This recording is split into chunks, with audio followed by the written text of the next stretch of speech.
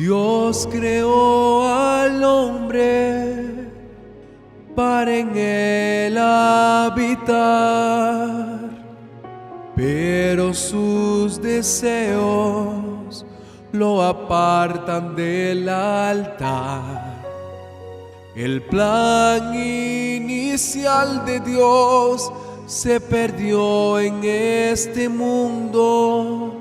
Cada vez es más difícil un corazón recto encontrar.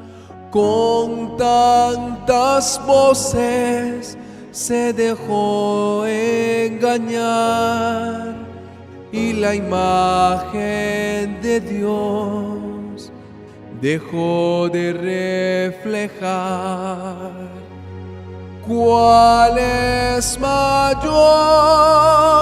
el oro o el altar? La forma en que se ve define quién tú serás.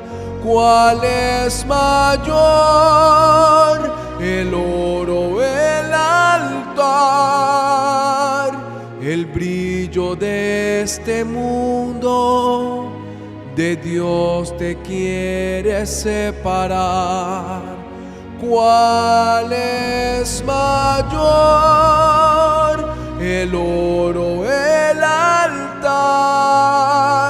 La forma en que se ve define quién tú serás. ¿Cuál es mayor, el oro o el altar? El brillo de este mundo de Dios te quiere separar. Está llegando el momento en que Jesús regresará, y así el mundo se destruirá. Solo existe una forma, y es reconciliarse. El altar está listo para santificar. ¿Cuál es mayor, el oro o el altar? La forma en que se ve define quién tú serás.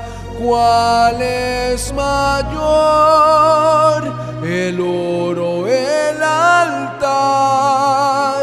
El brillo de este mundo de Dios te quiere separar. El brillo de este mundo de Dios te quiere separar.